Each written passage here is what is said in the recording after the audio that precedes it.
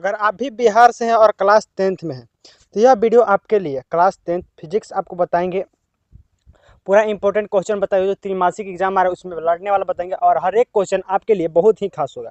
देखिए, पढ़ने जब भी बैठे तो आप शांत दिमाग करके बैठे ताकि हर क्वेश्चन को आप अच्छे से समझ पाएँ। अगर दिमाग में नहीं घुसता है इसका मतलब है आपका फोकस हट रहा है। तो बढ़िया से देखिए और अच्छे से देखिए, फिजिक्स का इंपॉर्टेंट क्वेश्चन होने वाला। पहला क्वेश्चन है, आवेश का के संरक्षण सिद्धांत को लिखे। आवेश के संरक्षण सिद्धांत को लिखे। तो देखिए उत्तर में क्या होगा, आवेश के संरक्षित रहता है। आवेश क्या होता है? संरक्षित रहता है। उसे नहीं तो उत्पन्न किया जा सकता है और नहीं नष्ट, केवल आवेश का स्थानांतरण होता है। इससे एक आवेश संरक्षण के सिद्धांत कहते हैं। कहने का मतलब है आवेश संरक्षित रहता है और उसे ना तो उत्पन्न किया जा सकता है और नहीं नष्ट किया जाता है, केवल एक रूपों से दूसरे रूप में ही स्थानांतरण किया जाता है। इसे ही आवेश का संरक्षण सिद्धांत कहते हैं। मतलब एक रूप से, मतलब दूध से दही बनाना, दूध से दही बनाना, उसको क्या कहते हैं? आवेश संरक्षण कहते हैं, क्योंकि उसको एक रूप से दूसरे रूप में क्या किया गया? बदला गया, उसे नष्ट नहीं किया जा सकता, उसको कहते हैं आवेश संरक्षण का सिद्धांत। ये हमारा पहला क्वेश्चन। ठीक है, आगे चलते हैं। दूसरा का क्वेश्चन कर रहा है, चालक पदार्थ किसे कहते हैं? चालक पदार्थ किसे कहते हैं? थोड़ा मिस्टेक हो गया, किसे कहते हैं। तो ध्यान रखिएगा, ऐसे पदार्थ जिनसे होकर विद्युत आवेश उनके एक भाग से दूसरे तक जाता है चालक कहलाता है। अब देखिए इसको थोड़ा और कैसे मॉडिफाई कर सकते हैं।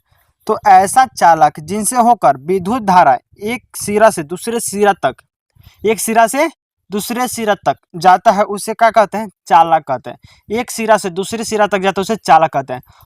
लोहा देखें हैं, लोहा में रॉड जानते हैं। तो एक सिरा को गर्म करिए तो दूसरा का सिरा अपने आप गर्म होता है। मतलब एक सिरा को गर्म करने के बाद दूसरा का सिरा कैसे गर्म होगा? तो आवेश प्रवाहित हो रहा है। क्या हो रहा है?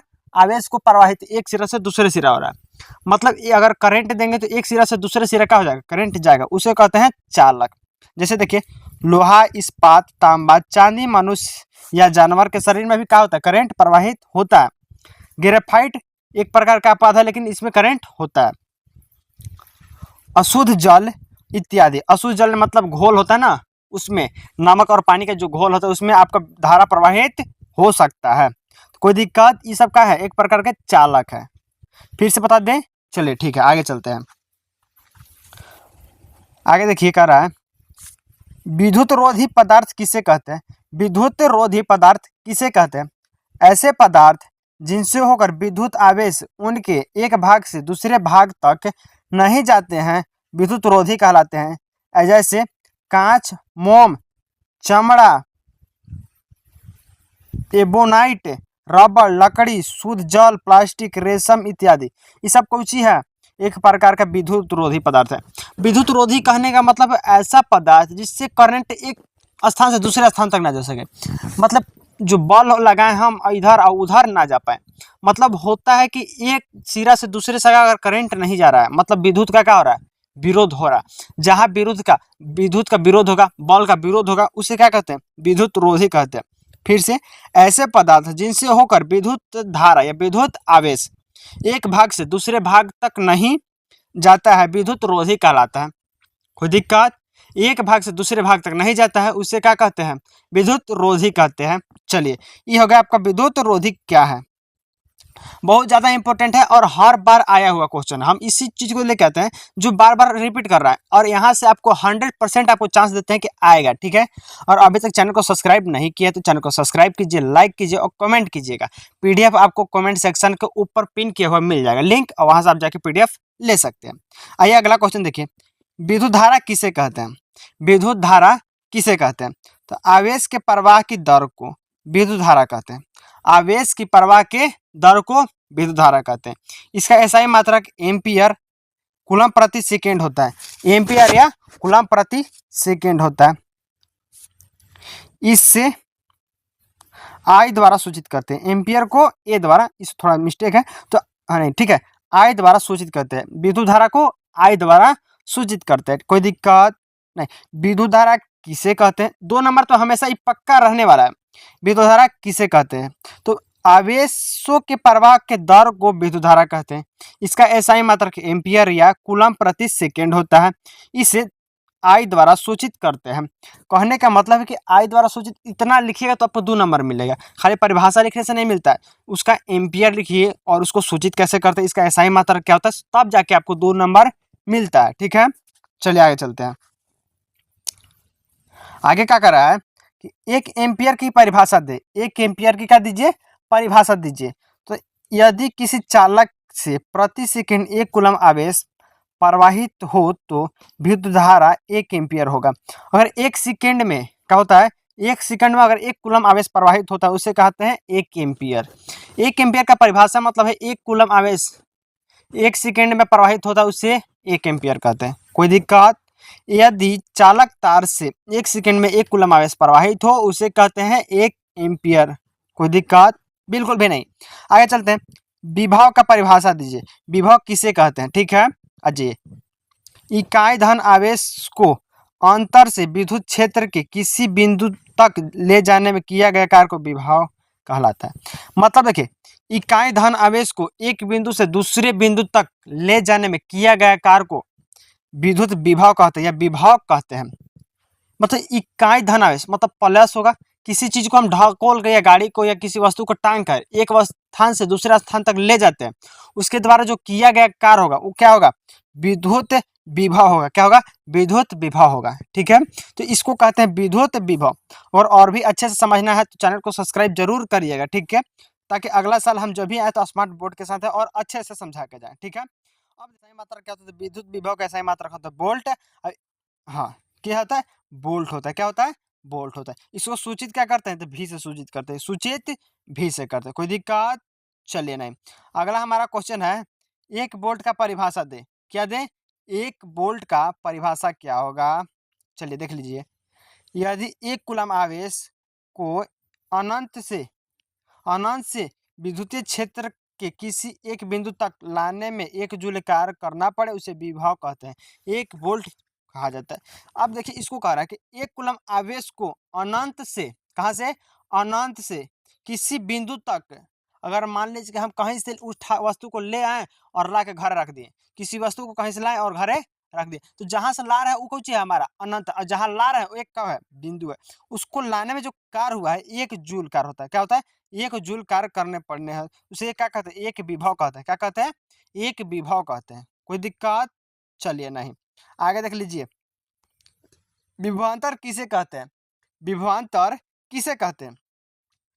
इकाई धन आवेश को विद्युत क्षेत्र के एक बिंदु से दूसरे बिंदु तक लाने में किया गया कार्य को विभवांतर कहते हैं।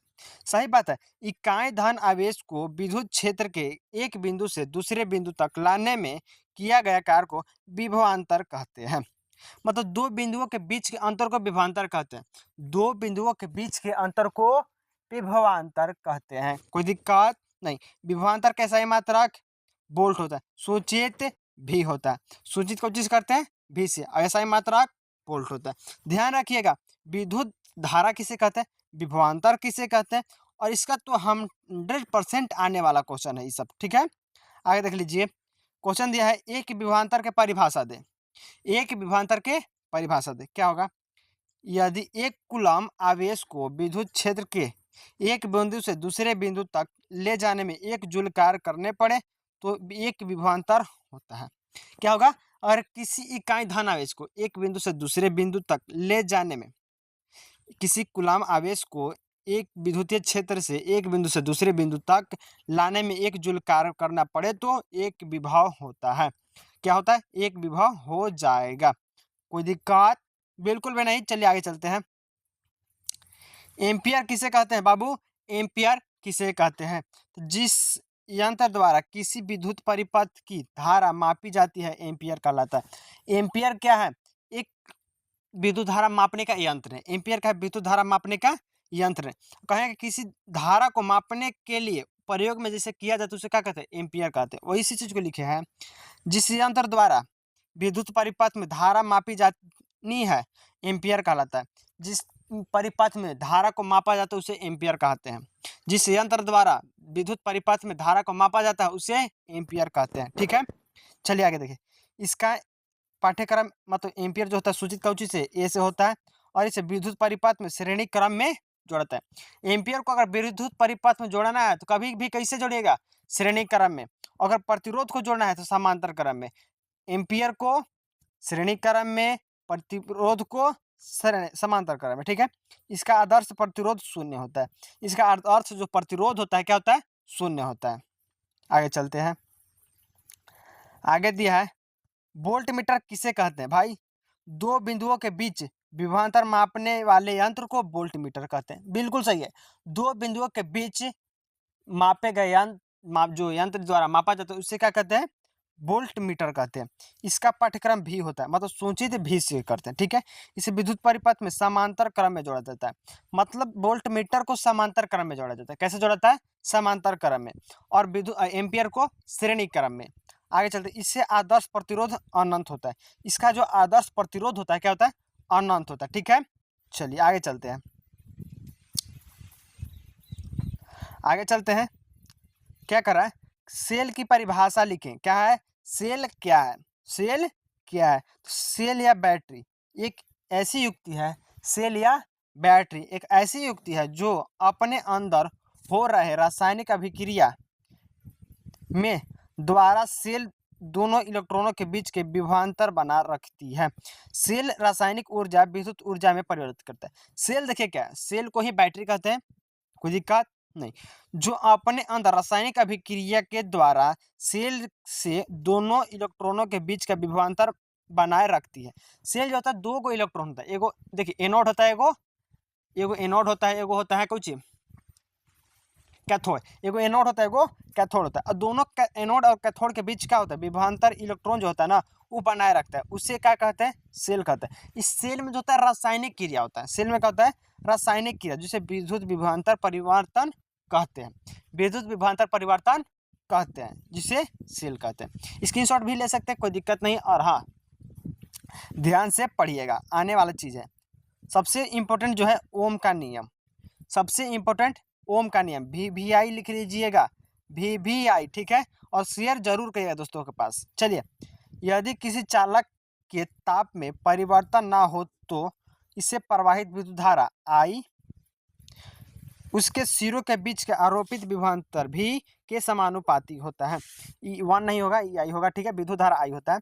यदि किसी चालक के ताप में परिवर्तन ना हो, क्या कर रहा है, ताप में परिवर्तन ना हो, उससे प्रवाहित विद्युत धारा I और उसके सिरों के बीच के विभवांतर भी के समानुपाती होता है। R बराबर V बाई आई होता है। ये जो प्रतिरोध का सूत्र होता है R बराबर V बाई आई होता है, ठीक है। V बाई आई होता है, या V बराबर I R बटा में आई कर सकते हैं, ठीक है। ये भी लिखाता है। तो ये प्रतिरोध का ओम का नियम है। इसको और थोड़ा व्याख्या से जानते हैं। चलिए, अगला दिया कि प्रतिरोध किसे कहते हैं।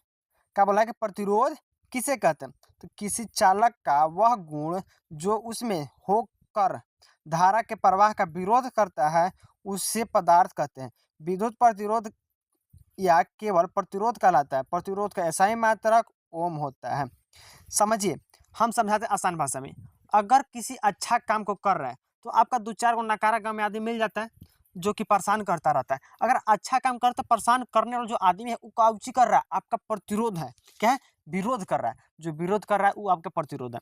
पढ़ते समय नींद आता है, नींद आता है ना, वो आपका काउची है, प्रतिरोध है। क्या है, विरोध कर रहा है। मतलब पढ़ाई में अगर मन नहीं लगा तो जो नहीं लग रहा है वो क्या कर रहा है, प्रतिरोध कर रहा है। तो प्रतिरोध ऐसे काम में हो सकता है जो आपको करने में मन नहीं लग रहा है, पढ़ने में मन नहीं लग रहा है, मतलब सोने में खाली मन लग रहा है, उसका क्या कर रहा है, वो प्रतिरोध कर रहा है आपको, ठीक है। चलिए, प्रतिरोध किसी पदार्थ का गुण या परंतु प्रतिरोधक। प्रतिरोध का एसआई मात्रक ओम मीटर होता है, ओम प्रति मीटर होता है। ध्यान रखिए, प्रतिरोध का एसआई मात्रक ओम होता है, इसका एसआई मात्रक ओम होता है। चलिए आगे देखते हैं, एक और लास्ट टॉपिक है। बोला किसी चालक का प्रतिरोध किन किन बातों पर निर्भर करता है। एक चीज सबसे बड़ा चीज है कि किसी चालक का प्रतिरोध निम्न बातों पर निर्भर करता है। कौन कौन, चालक की लंबाई पर, चालक की मोटाई पर, चालक की पदार्थ पर और चालक की ताप पर। चालक की अनुप्रस्थ काट के क्षेत्रफल, लंबाई और उसके ताप पर निर्भर करता है। चालक अगर किन किन बातों पर निर्भर करता है, निम्नलिखित बातों पर निर्भर करता है। कौन कौन, चालक की लंबाई पर, चालक की मोटाई उसके क्षेत्रफल पर और चालक पदार्थ पर, की धातु है क्या धातु है, और क्या होता है, चालक की ताप पर। ठीक है, तो इन सभी बातों पर चालक क्या करता है, निर्भर करता है। चलिए, ये साइंस का जो इंपॉर्टेंट क्वेश्चन है ये 100% आने की गारंटी है। पीडीएफ आपको बता दिए कि आपको कमेंट सेक्शन में पिन किया हुआ मिल जाएगा। और जाते जाते चैनल को सब्सक्राइब और शेयर जरूर करिएगा। ठीक है, धन्यवाद।